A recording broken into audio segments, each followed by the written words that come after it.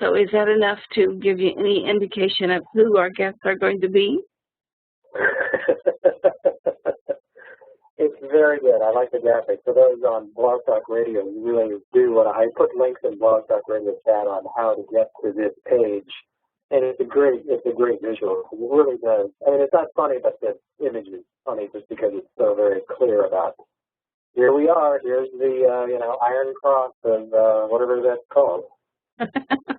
Issue. I guess I would call it issue. I'd be polite and call it issue.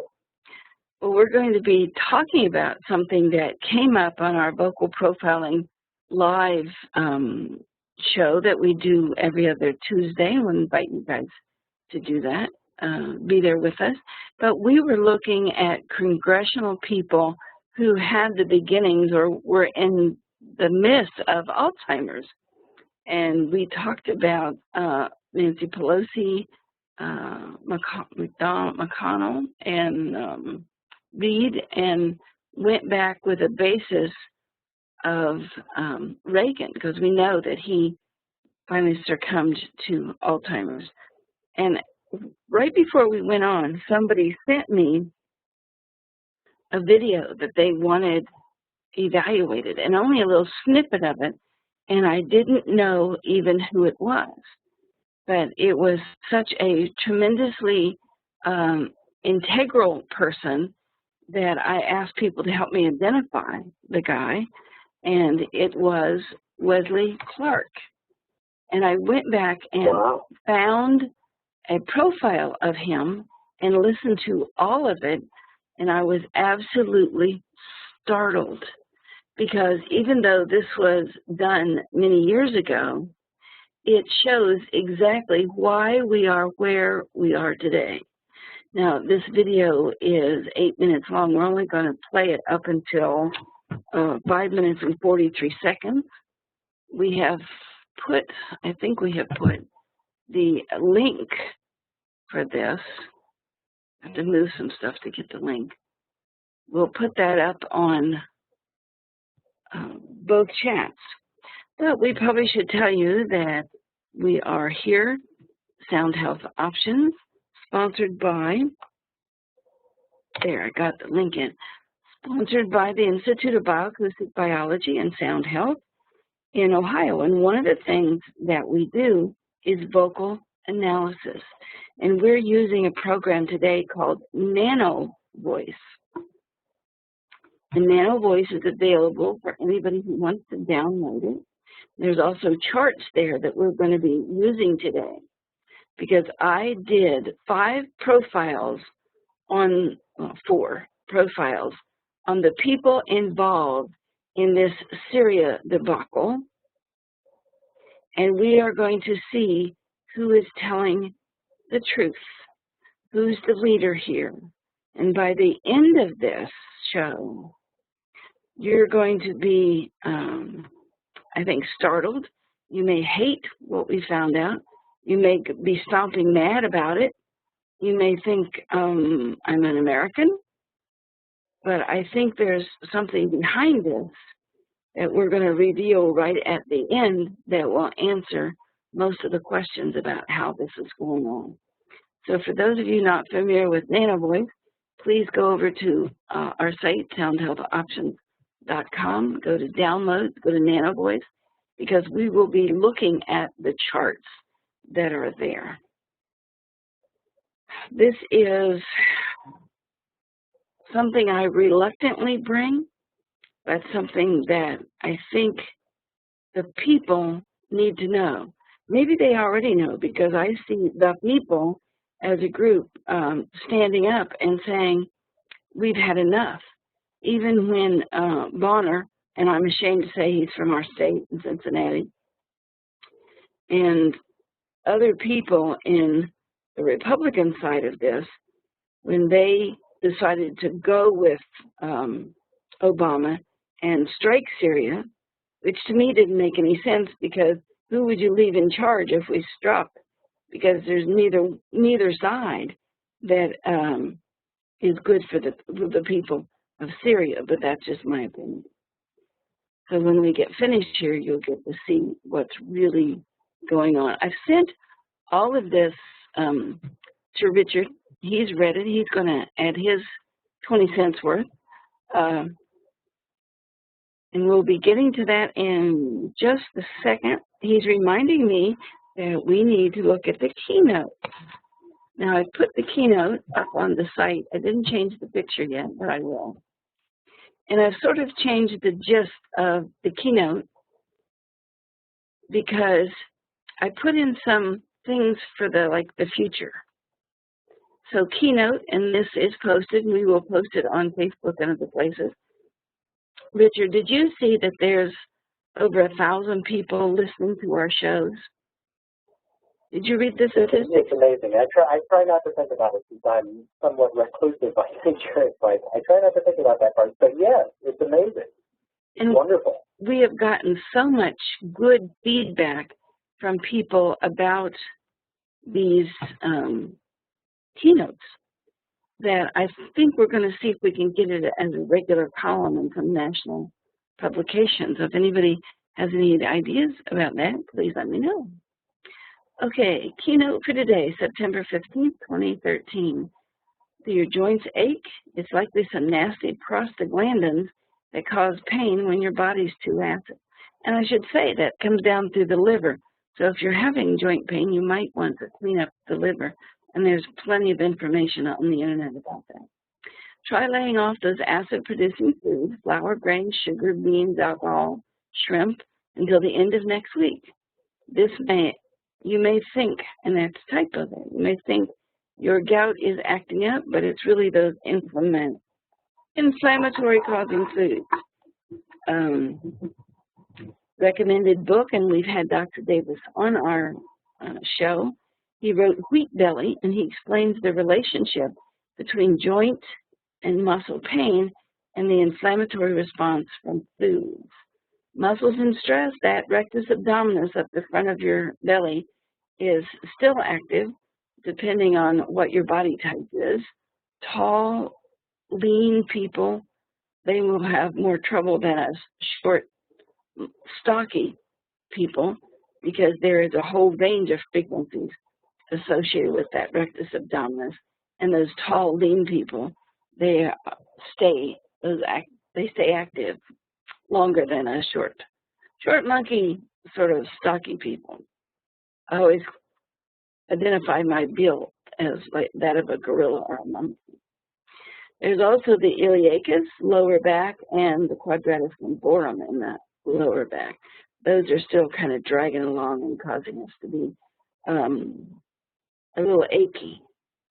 DDT has been outlawed for many years. By those of you over 50 age, you might feel some muddled thinking and dizziness. You know, that may be part of my issue here.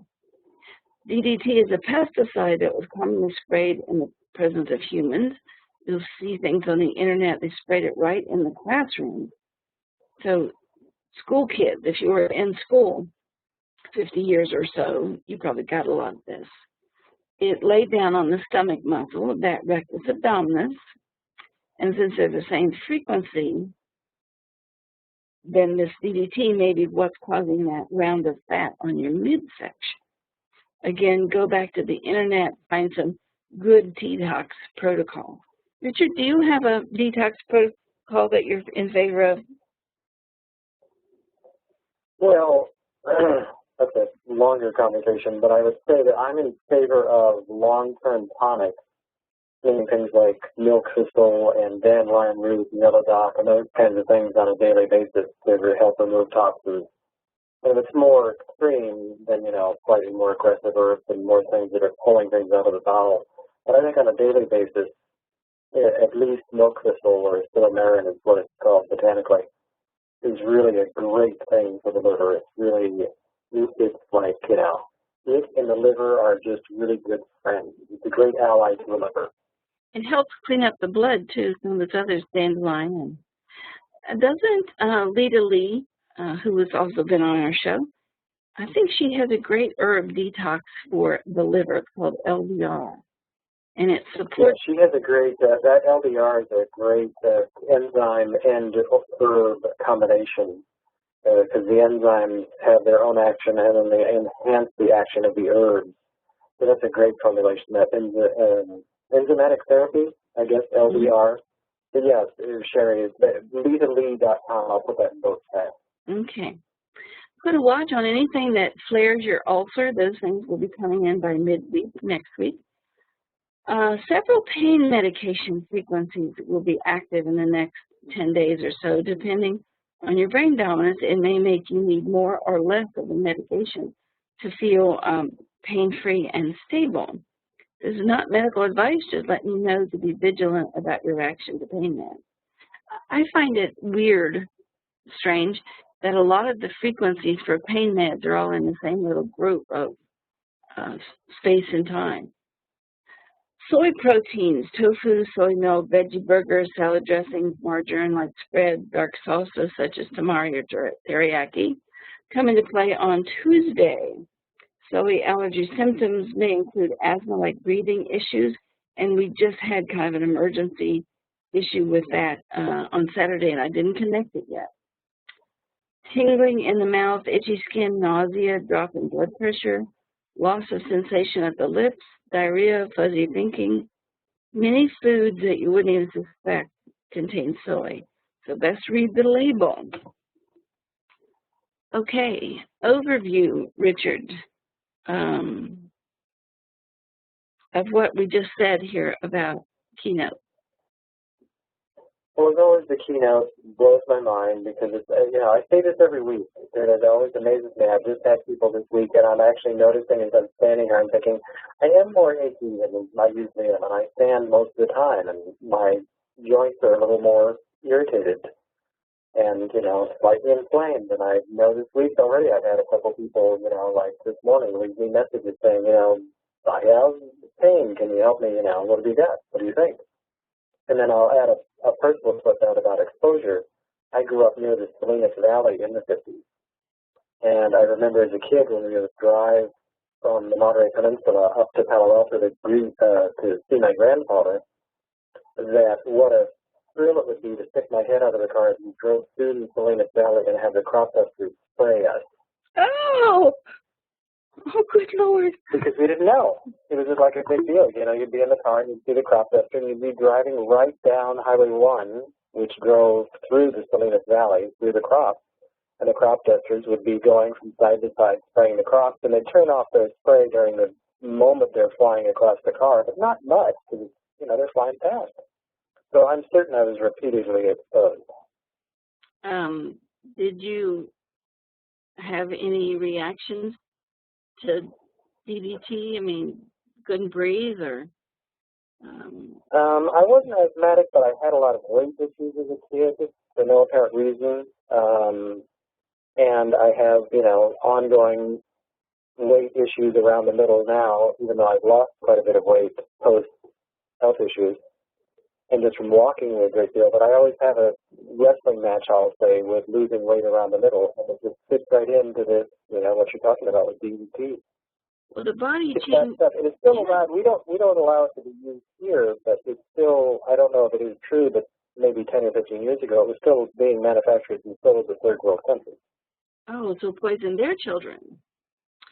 Yeah. DDT, the body changes that into DDD and lays it down on the stomach muscles because they're, like I said, they're the same frequency. Fat lays down because there's a poison of some kind in most cases, and the fat's trying to protect the body from the poison, and it lays down wherever it's most compatible with the frequency geographics of the body.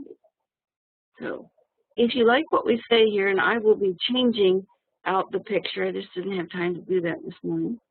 We always put up a little illusion, optical illusion, because when we look at these frequencies for the day, or really for like a 3-day period here and then 3 days before and after, it means it's many things, like it's DDT and it's the rectus abdominis muscles, and it's these prostaglandins that are made in the liver. It can be many things. So just like an optical illusion can be more than one thing, so can a bioacoustic frequency. They're going to come a time when they use this to predict flus and overdoses on medication, and you watch it happen. It will come about. Richard, I sent you all of these things these evaluations, these profiles, and it's Kerry, Assad, Obama, and Putin, and we have one prelude to that. But when you read these, did you have an overall feeling of what was going on? Let's see, I'm trying to use my outside words. My immediate reaction, yeah, exactly, you know where I would go. I'm just so disgusted by the whole thing that it's just amazing to me how revealing it's always that the vocal profiling is, and particularly with the nano voice. Because the nano voice seems, and I think this is why a lot of people don't use it, because it seems so simple. And yet, the amount of information you can get out of nano voice is always amazing. And I'm just appalled. I don't mean about nano voice. I mean about, the amount of just lying and BS going on here. Well, I'm going to play a short video, a segment of a video.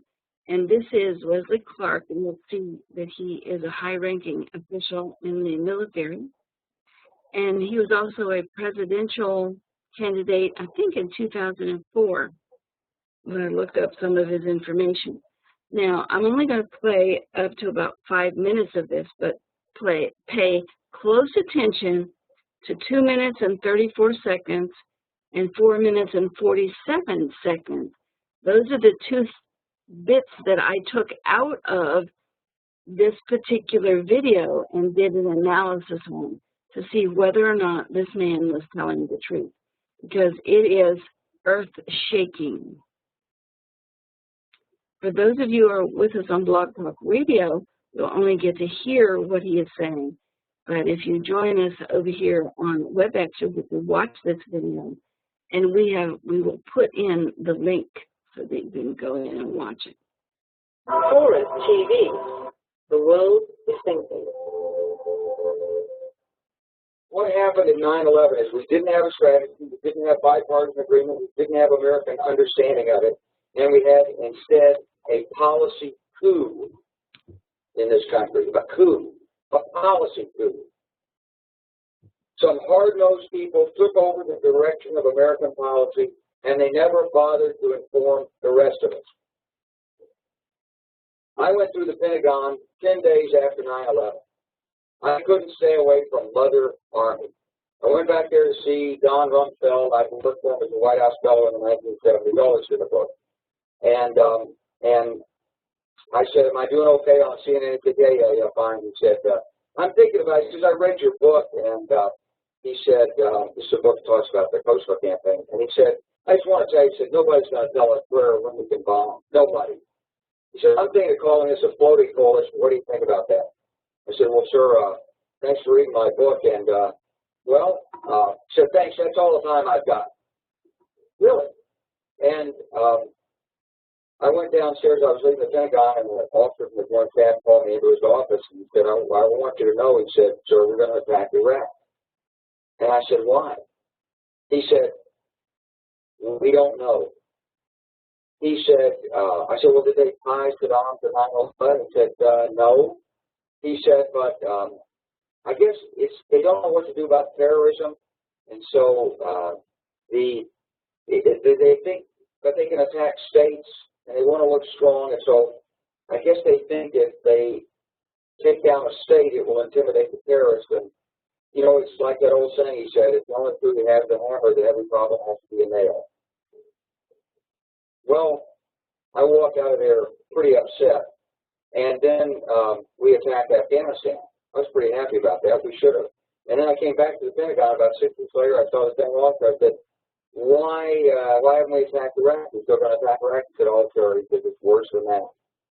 He said, he pulled up a piece of paper off his desk. He said, I just got this memo from the Secretary of Defense's office that says we're going to attack and destroy the governments in 7 countries in 5 years. We're going to start with Iraq, and then we're going to move to Syria, Lebanon, Libya, Somalia, Sudan, and Iran. Now remember, this was recorded in 2007. Did you hear what he just said? It's all played out. I said, 7 countries in 5 years. I said, is that a classified memo? He said, yes, sir. I said, well, don't show it to me. He was about to show it to me. He said, because I don't want to talk about it. And I sat on this information for a long time, for about 6 or 8 months. I was so stunned by this, I couldn't begin to talk about it. And I couldn't believe it would really be true, but that's actually what happened. These people took control of the policy in the United States. And I realized then, it came back to me, a 1991 meeting I had with Paul Wolfowitz. You know, in 2001, he was Deputy Secretary of Defense, but in 1991, he was the Undersecretary of Defense for Policy to number 3 position in the Pentagon. And I had gone to see him when I was a 1-star general. I was commanding the National Training Center. I had met him one time. He said, "You're going to get to Washington, come look me up." They always say that. Well, I was there in Washington. It was a Friday afternoon. I visited fellow. He gave me 5 minutes of his precious time and sent me on my way. And I was bored in the Pentagon. And I thought, I'll just go, who can I see? I think I'll see Wolfowitz. So I called him up there. He was available. Scooter Libby came to the door. I met Scooter for the first time. And he brought me in. And I said to Paul, I said, and this is 1991. I said, Mr. Secretary, you must be pretty happy with the performance of the troops in Desert Storm. And he said, well, yeah, he said, but not really yet. He said, because the truth is we should have gotten rid of Saddam Hussein, and we didn't. And this was just after the Shia uprising in March of '91, which we had provoked, and then we kept our troops on the sidelines and didn't intervene. And he said, but one thing we did learn, he said, we learned that we can use our military in the region, in the Middle East, and the Soviets won't stop us. He said, and we've got about 5 or 10 years to clean up those old Soviet client regimes. Syria, Iran, Iraq, before the next great superpower comes on to challenge us. Before the next great superpower comes on to challenge us, we're going to go in, clean up those countries, and make them under U.S. rule. And it was like, you know, I'm coming out of the Mojave Desert. I've been training troops. I haven't been thinking geostrategy for some time. And suddenly, a guy just sort of shoves this nugget at me. Well, you remember it. It was a pretty stunning thing. I mean, the purpose of the military is to start wars and change governments. It's not to sort of deter conflict. We're going to invade countries, and you know, my mind was spinning. And this is the section that I want you to think about. Is this man telling the truth? Because you're going to see in a minute about acoustic evaluation whether or not he is a truth teller. I put that aside. It was like a nugget that you hold on to. This country was taken over by a group of people with a policy too. Wolfowitz and Cheney and Rumsfeld, and you could name a half dozen other collaborators from the Project for a New American Century.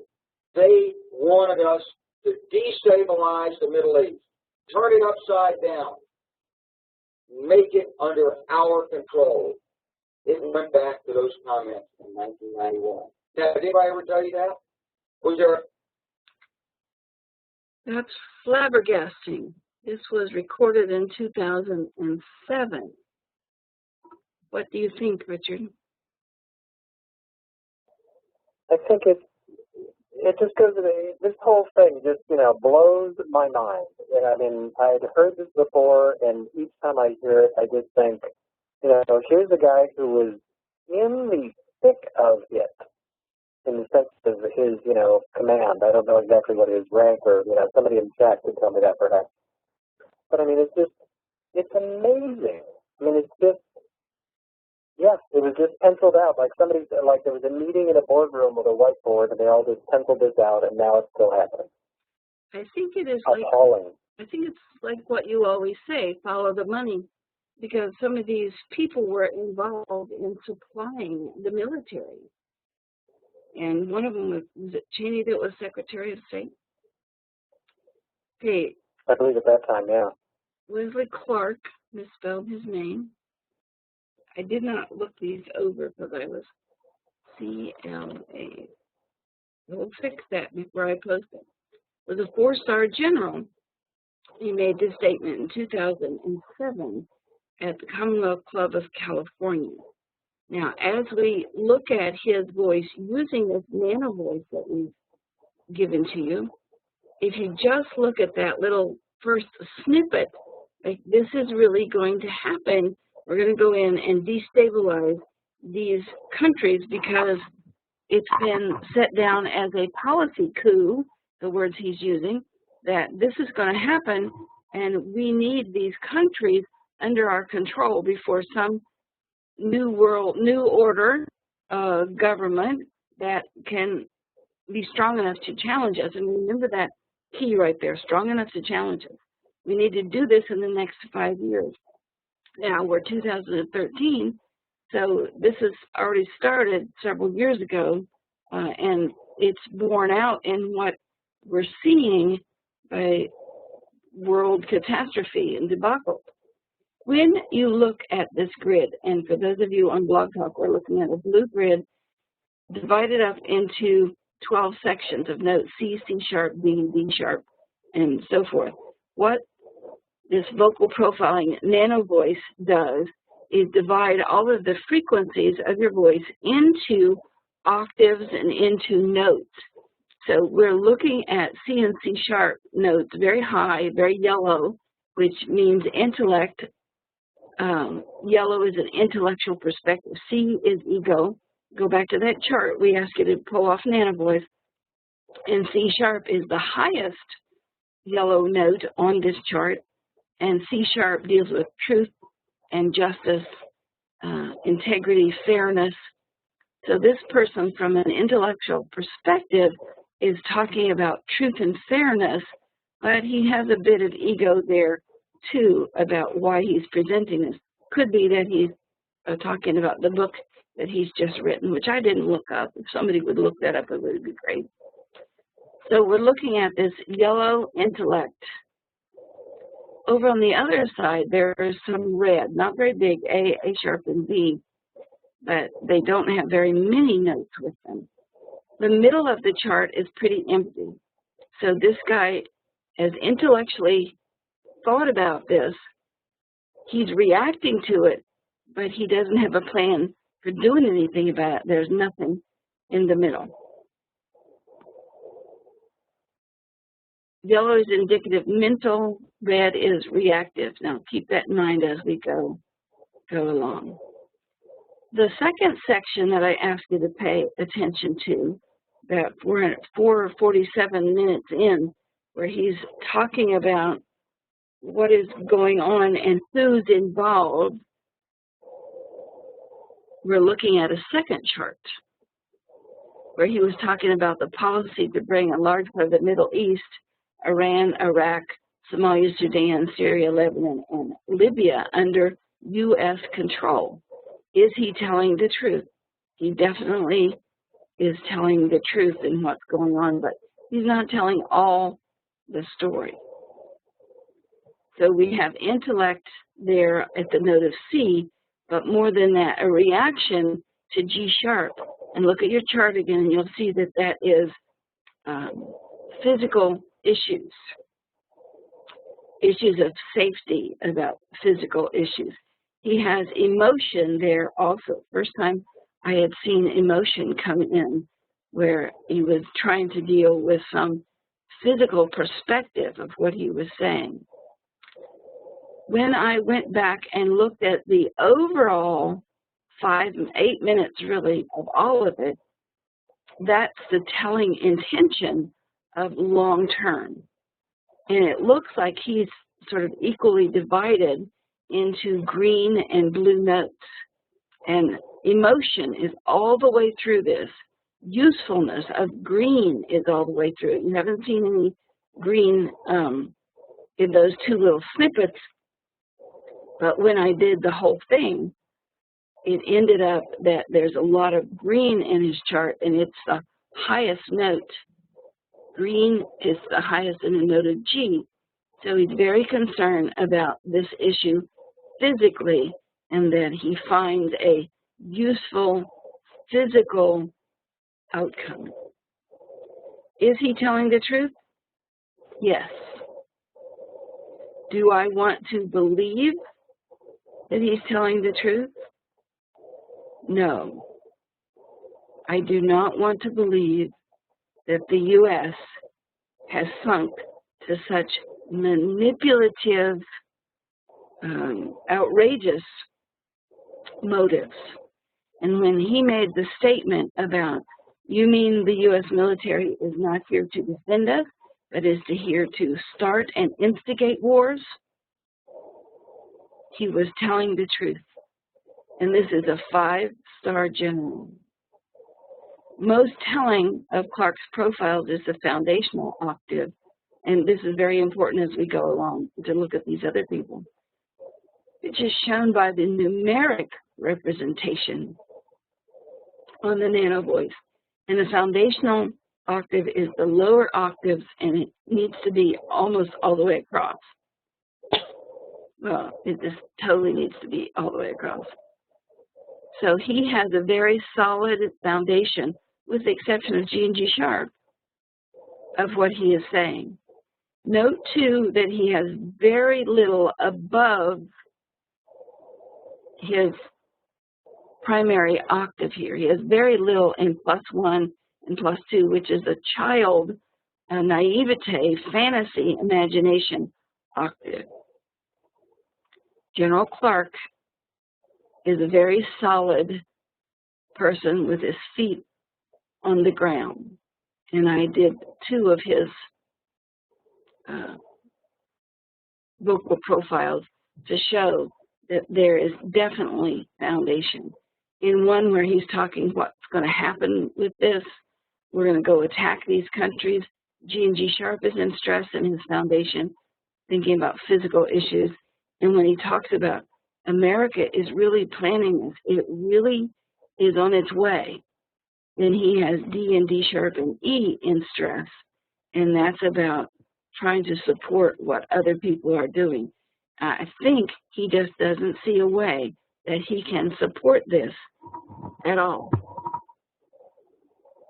I'm flabbergasted. I don't want this to be a reality. But when you see the other 3 prints of Putin and Assange and Kerry and Obama, you're going to realize that this is exactly the truth of what's going on. Now, I will go through these again and clean them up, get rid of the typos, and share them on our site. I don't know if we should. Maybe I'll ask the audience here, should we put this out there? Should we get in touch with General Clark and tell him we know he's telling the truth and we want to support his motives and his books?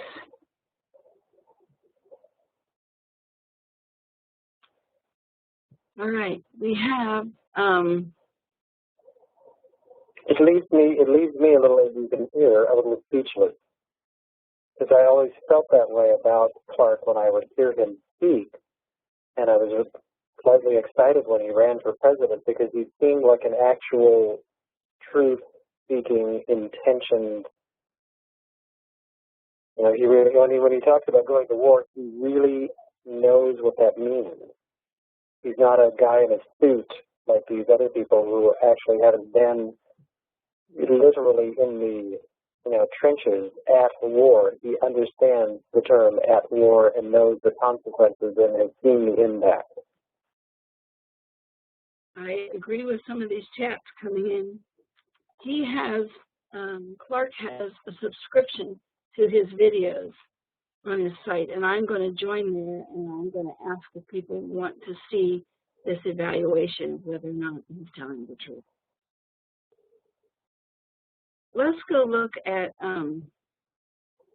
Assad. Where do you think he's coming from? Don't know? I don't know. I did his voice, and it was something came up that I had never, ever, ever seen before. Now, it was hard to find him talking in English. The only place I found was this interview with Charlie Rose. So we have to consider that he is speaking English as a second language. So this was a CBS This Morning preview of the interview of Bashar al-Assad, the leader of Syria at the moment, who has been accused of killing his own people, being a butcher, being a massacre person, but he claims that he did not do any of those things, claims he didn't gas his own people. Well, I would ask why what do you call them, the rebels, why they would be gassing their own people. That doesn't make sense to me. Unless somebody out there is trying to start a war, and a third party really did it, and is trying to make these factions fight more. So we're looking at his nano voice, and there's only 3 notes. They're all red, which means reactive. And the note of C, ego, is the highest.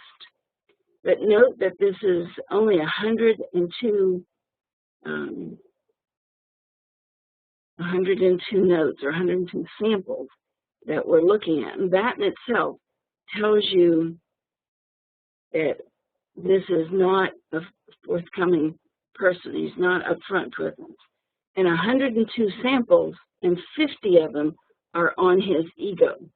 So this guy is on a massive ego trip, just sitting there. You come to me, I'll tell you how it is, kind of thing. But I didn't want this to just be based on one thing. I needed it based on an entire evaluation. And this one was just some snippets of him talking in his native tongue, and it was because the interpreter then came in on top of what he was saying, so I could only get a few samples. So I went ahead and did an evaluation of just those few 102 samples, and I found out that using the numeric part of the nano voice and going up into fantasy, imagination, childlike naivete, we had massive numbers of notes into 2,000 hits. 2,000 hits on justice. Wow. And helping other people. He really imagines himself as the savior, the leader, the person who's going to do good for everybody based on justice. So this man thinks he is totally justified in doing what he's doing. I don't know if it's culling out the bad guys. I don't know if somebody's paying him. No, they're not paying him to do it, because it would be over here in F and F sharp if they were paying him. If it was a spiritual thing that he was doing, his A sharp, and B would have more notes in it. He's doing it for what he feels is justice and helpfulness. The note of D is the helper of other people. His imagination layers are just incredibly high. So then I went in and looked at more of what he was telling Charlie Rose and took some of the snippets. And I have never, ever, ever seen this. He has a score of 13,000 when you look at the overall view of what he was telling Charlie Rose. And that means consistent throughout the whole speech. He had this high C sharp and high D. But he also had a total disconnect between his foundation. He did have a bit more foundation, this lower -2, -3 levels here. But so this man thinks he is totally correct. He has somebody or something, a piece of knowledge, supporting him that what he is doing is okay. Talk about puppet. Half of these number notes land in G sharp, which is a score of 244, I believe. which means he thinks he's carrying out something very useful. But I have never, ever seen these kinds of fantasy issues. Now, for people I've seen, Obama has a large fantasy issue. We've done other people who've had fantasy. I've never seen one this high. So this guy's kind of living in his own world, but we already knew that, didn't we?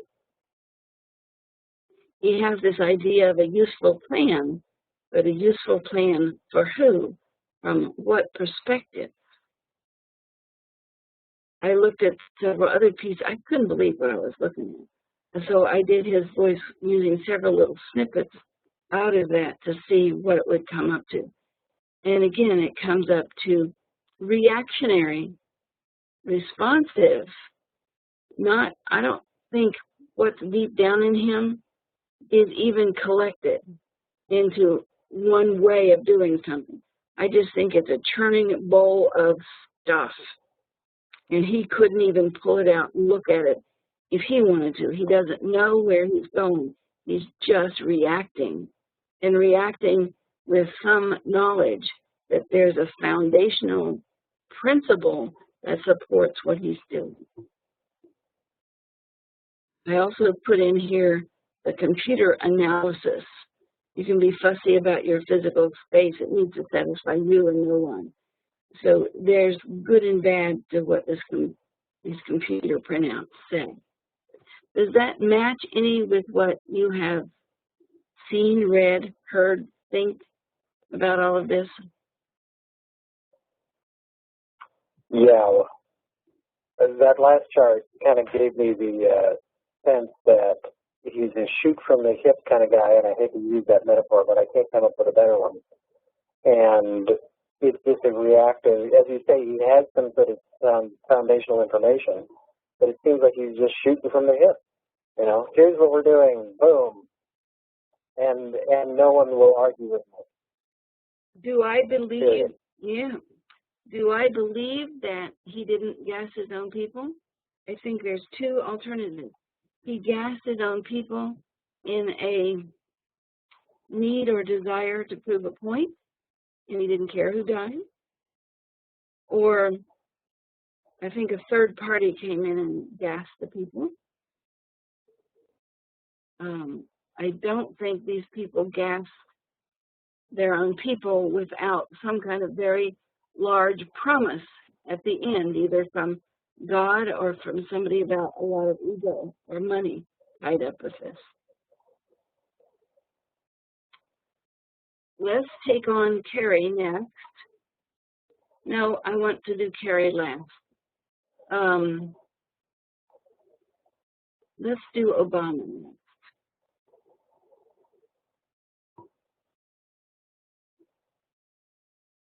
You have the link for Obama. I have so many things piled on top of it, I can't get to it. I'll see if I can dig it up. Okay. So I did this from Obama's speech where he was asking the Senate to withhold the vote about any issues with Libya. And that just really means that he doesn't have the votes to pass through what he wants to pass. And I should tell you up front, I have never, ever in any evaluations of Obama seen anything like this from him. It is devoid of intellectual perspective. That has never happened in any of Obama's charts. One little teeny itty bit here in ego, tiny, tiny.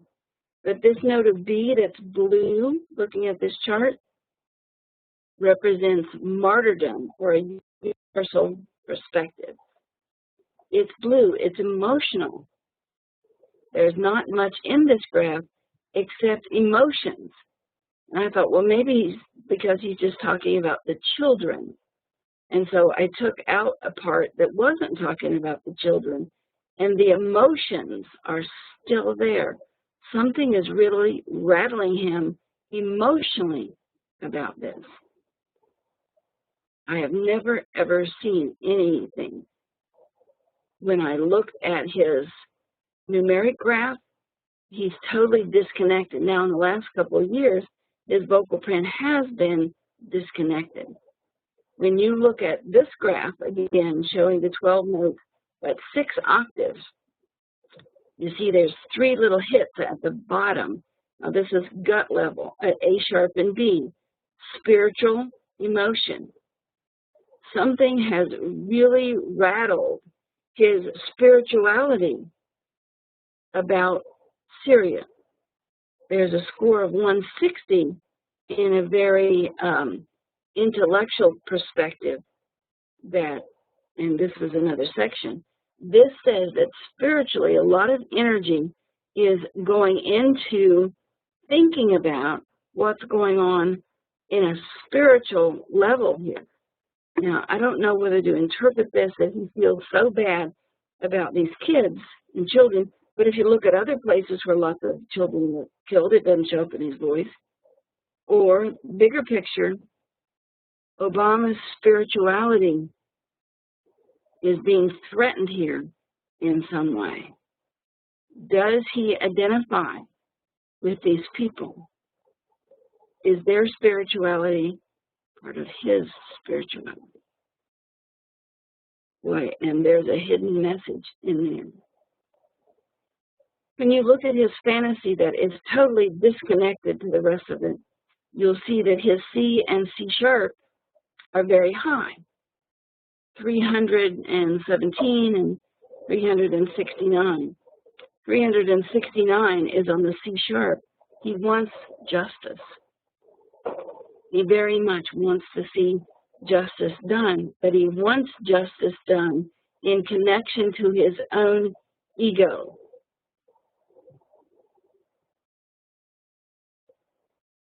You look at this, and we're going to show Carrie next. Now look at how this is set down, that A sharp spirituality is very high. There's a total disconnect from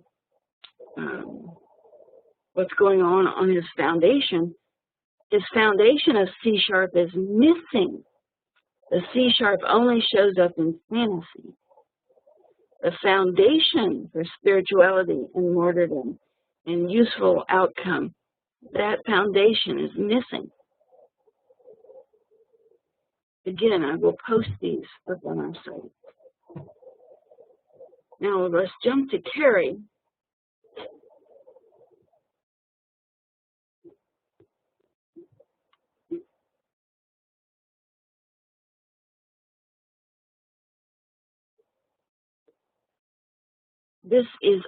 Carrie's vocal print is almost identical to Obama's, with the exception of Obama had a lot in ego before he had this one blue giant line on B, which means that universal perspective or martyrdom.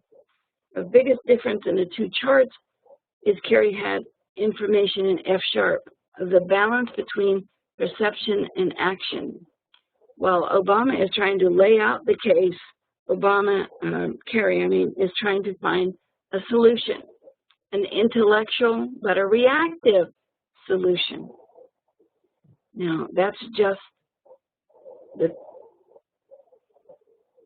one side of the print, the other numeric print. Look at this numeric print, how close it is to Obama's. Where Obama had a spiritual concern, an intellectual concern, a lot of worry there. Carrie has his concern in the note of B, which is the universal perspective, a love of humanity, not necessarily one person at a time, but a love of humanity. Carrie has much more invested in, we want a very good, useful outcome for the people, and that's emotional to him. Where Obama has, I need a good outcome that satisfies my spiritual goals. But you'll see Carrie and Obama share the C and C sharp very high on a fantasy level. Ego for Carrie, 557, very high ego perspective.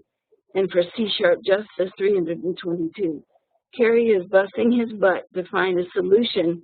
He feels sort of impotent He's scrambling to do everything he can, but he really can't see the end of the tunnel where this is going to have a solution that's going to be satisfying. And again, I put his printout here, his computer printout, because that little nano voice, you just punch some buttons and it'll give you the printout of what's going on. But they are telling the same story. They've gotten together. They're telling exactly the same story, but Carrie's doing it from a need to find a solution and to do this from a universal perspective of the people. Obama wants a spiritual solution for himself with ego and wants it to come out the betterment for all concerned. My question is, who gets to say what is the betterment of all concerned? Who gets to make that decision? Some people may think spanking your children is totally against the law and illegal, and it probably is now in most states. But for a parent, that's a way to keep their kids in line when they're young and they don't understand the intellectual perspective of just be a good person. So you control them with energy. I'll spank you, I'll hurt you, which is just old brain stuff saying this is what's going to happen to you until they're old enough to realize there's another perspective and you shouldn't take the kids' toys just because you want them. So when they outlawed spanking, it ought to have been done in a better way, because I think in a lot of ways, my soapbox again, it's causing parents and children not to have the relationship that they could. Jim, you are right on the button here, and I'll tell you in a minute. Jim wrote that privately to me, but I think you ought to let everybody know, Jim, in chat. Absolutely. Here is Putin's, and it was hard to find something of his where he was speaking English. So I had to go in and look at several things and just grab the little pieces before the interpreter started saying something. So him talking in English, I also went back and did one in Russian just to see what was going on. You'll see that he has very similar issues here to Wesley Clark with a little flip, where Wesley Clark had high intellect and low reaction. Putin has high reaction, and he shares with Kerry and Obama this high note of B, the need for the martyrdom or universal perspective. They're willing to give up of themselves to make the universe a better place. But if we look at the chart, you see Putin's is red. So his need to help the universe is a reaction to something.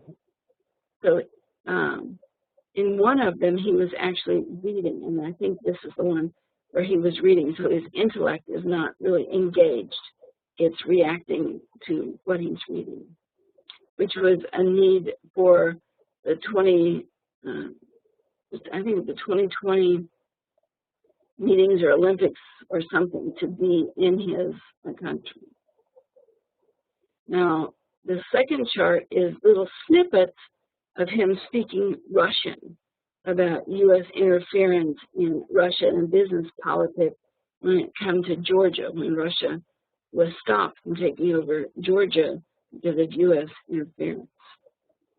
It shows a lot of the yellow notes of E in words, intellect with words, almost equal with intellect with using words for a purpose of betterment. He's not trusting of any physical outcome because his G and G sharp are not balanced. He has a 20 in G and nothing in G sharp. So he doesn't have a physical outcome either. He's just kind of given lip service to the outcome, but he really doesn't know how this is going to play out. In other words, he's bluffing. He's thinking, hoping, talking about justice without a plan of how he's going to carry it out. very reactive to what's being said. He believes what's going on is for the betterment of all concerned. His agenda is to use words combined with commitment that he really doesn't have in hopes of seeking the outcome he wants. You can look at that by looking at the numeric chart in that little nano, because there is a disconnect between his foundation and, I should say, double foundation. This is rare. Double foundation means he has his feet firmly planted on the ground. He knows where he's coming from. He has absolute facts and right on his side. Rarely do you see somebody that is this planted and sure of themselves about what's going on. He doesn't have the spiritual commitment or outcome in mind that Obama wants. He does have that universal caring about all people in mind, but he also has a lot in fantasy, in the notes of C sharp in particular. Justice. Justice is 712 as a score, double almost what his ego is, 472, and double what his need is to be supporting other people and what they need. But there is a disconnect. He doesn't know what all is going to happen. He doesn't know how to bring that foundation to fruition. I'd like to make a suggestion. I'm going to read this because I don't want anybody to misinterpret it. I wrote this in a blog. Has anyone suspected that the information supplied to Putin by Edward Snowden may have given Putin insight into what the real motivations of the U.S. is or are, and as such, he now has information that can be used to control U.S. leaders? Now, you read with Bradley Manning's information that Secretary of State Clinton at the time was sending out memos to leaders of both sides in the same country and antagonizing them and causing them to want to fight each other. That was played down in the press here. But those emails and correspondences showed that the U.S. was stirring the pot to cause people to be upset with each other when there were factions inside a country that not everybody was satisfied. Then along comes Edward Snowden, given asylum in Russia. Why did he choose Russia? Well, it's either probably Russia or China, the next big country that could take on the U.S. I would like to think this is not true, but all the evidence points to it, because Obama's voice print is now reacting to he himself is being blackmailed or put down or not allowed to say all there is about this. I think Putin has information from Edward Snowden confirming what Wesley Clark was saying, and that's why Putin has now taken on the United States and Obama with a double foundation in his voice, because he knows he has the truth on his side, but the U.S. has really done, is really capable of, and it's embarrassing to me as an American citizen to think that my government, my president, my Congress would go along with interfering in the governments of other countries just so they can have more control over an area. Now they're saying it's because of the oil. Well, we only get 10% of our oil. Only 10%. The rest comes from Venezuela, Canada, and Mexico. So you go back to what Richard is continuously telling us. Follow the money. If they can keep the war going, they can keep the money pouring into the pockets of their friends. And back to Snowden, I think he has information showing all of the people who are involved here. And I think Obama knew better than to attack Syria because he knew what Putin was going to put out. A double foundation for Putin says that all of the people here, he's probably the number 2 guy telling the truth. The number 1 guy is General Clark. And I'd vote for him for president in a minute. Probably Obama and Kerry are next down on the list. They're not telling the truth at all. There's a big gap there. And Assad, A-S-S-A-D, Assad, I guess. He's just not all here. I'm not a psychologist or anything else, but from his vocal print, this is a dangerous man. Because his fantasy and his foundation has no alignment whatsoever. And in this case, Kerry and Obama's fantasy and foundation is not aligned.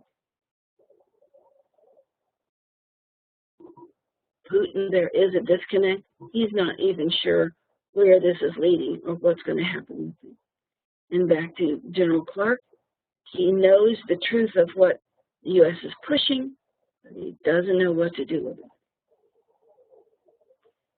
We would welcome solutions, other people for us to look at. I think this information confirms, doesn't put anything new out there, it just confirms what most of the enlightened people in the United States already knew. And I think they're taking the steps to recall. There's been 2 people, I think, recalled in Texas, congressional people. So if you have ideas of where else we could confirm this, please let me know. If you have people you want to get this to, I will have these up on our internet just as soon as I can scramble and get them there. Or you can write to me at just my name, Sherry Edwards at Gmail. That's Sherry with an A, it's H-A-R-R-Y. And I will send you these printouts. If we can get these to other radio shows, other organizations, other people, I think that it will firmly confirm what the people already knew but didn't have any evidence about. Bioacoustic evaluation provides the evidence. Just like last week when we provided evidence that Reagan was on his way to Alzheimer's, we can confirm what's going on with people's intentions and motivation. And right now, people, our president is scared.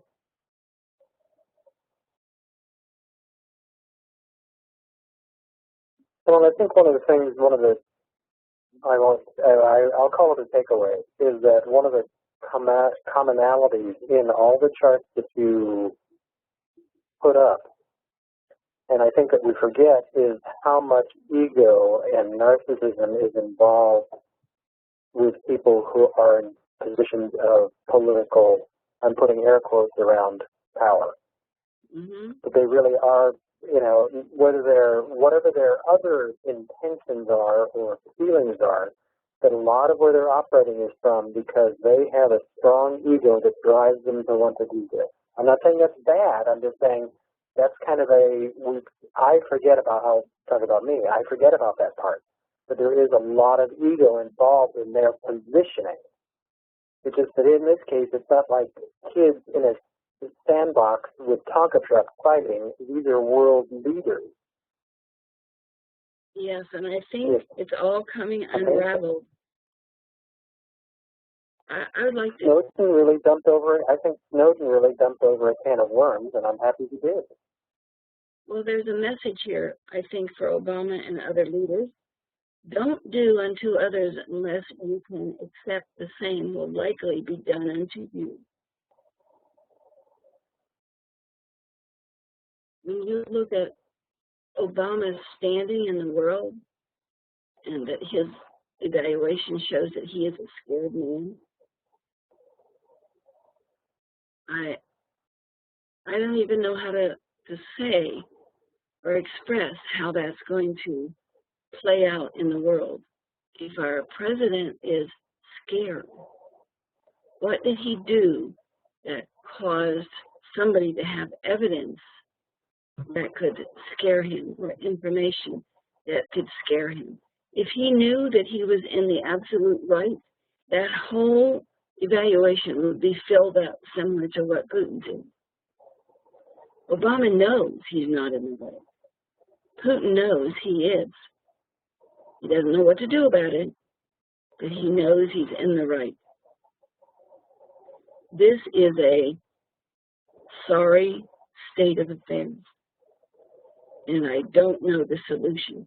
I appreciate you guys saying that if we can get it up on YouTube, we'll tweet it. We'll do that as soon as we can. There's lots of good stuff coming in on chat. I'm trying to read all of it as we go along. Somebody has a question here. If we take ourselves out, who will be the guardians to live through the rest of this era of conflict, to lead others into a greater realm of freedom after this conflict as we rebuild Europe? Well, I don't see, that's my personal opinion, I don't see that we had any business being there. It's their country, let them run it the way they want. And if it means killing off half their people, then that's going to have to be the barbarian state they're in. I don't see that this is any of the U.S.'s business. Yes, it's a tragedy that they're killing off their kids, but at the same time, it's really none of our business. If your neighbor was killing their kid, you'd want to come and stop it. But would you stop it at the detriment of losing your own children, of losing your life? Some people wouldn't think twice. It's a very hard question to answer. But I don't see deliberately manipulating and causing people to be bitter with each other and fight. And that's what's happened here. That seems what's happened here.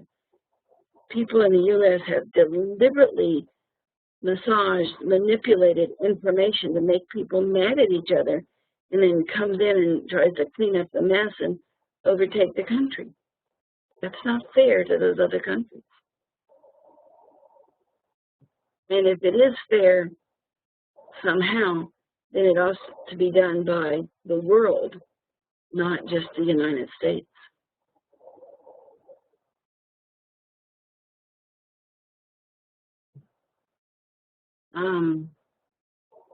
Our time is up, but there are so many good things in the chat that we probably should talk about.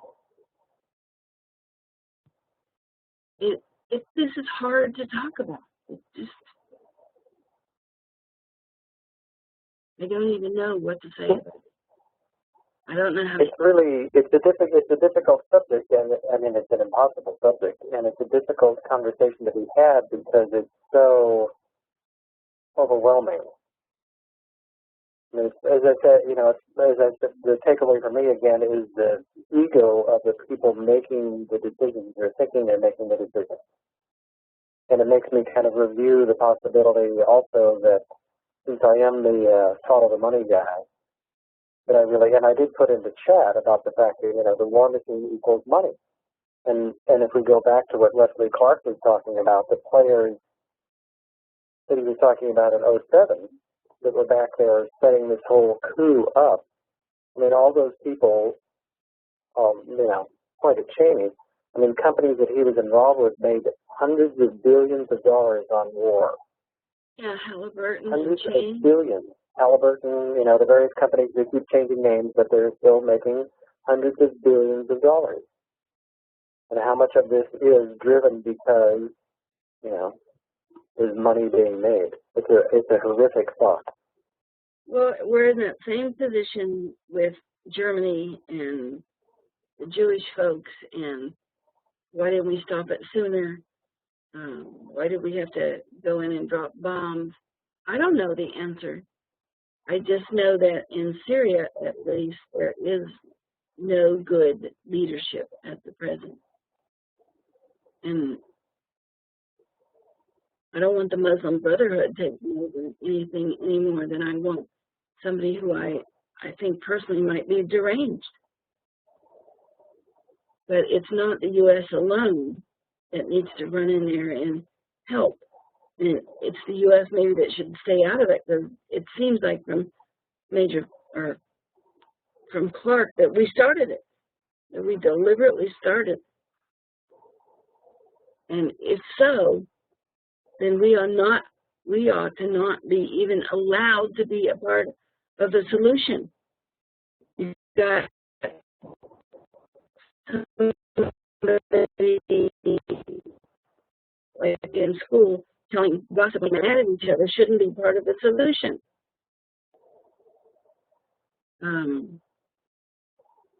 I don't know what to do. So, and I don't know what's right. Well, I think that part of, exactly what people are talking about in chat, a lot of good stuff happening in chat, that really getting the information out there so people can see this and see that, amazing review, local profile of Wesley Clark and these others, so that we can get that out there and hit the social media and make people, just see the information. I don't think we can necessarily convince change. I'm not sure what the words would be, but it's really about and that's what I'm all about. And yes, I have my rant. However, it's really about getting information out there for people to have the information and be aware.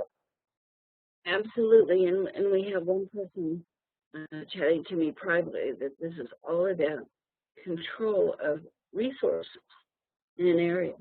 And I believe it, and the United States just has not learned anything, even from sending the Indians away from the area because it wanted to control the land and control whatever else was going on there. And then the Indians found oil and precious minerals, and so they moved them away from that land so they could control the resources. Is that what's happening in the Middle East? Why does the United States need to control all of these resources? That's just a surface. Underneath it, we control the country, we can control the money. I believe it, Richard. That's a great last word. Resources equal money. Absolutely. When we were traveling years ago, people saw the U.S. as a teenage bully, not enough foundation or living experience to know what they really needed or where they were going, bullying without a reason. Yeah. Thank you for listening. We will have this up on Blog Talk Radio within a half hour or so, and we'll try to get it up on our own site under radio and Blog Talk Radio tomorrow. Thank you for being here. My soul cries because I don't have an answer. And I don't think anybody else does either. Thanks for being here. Thanks, everybody. Great show, Sherry. Thank you. We'll talk later.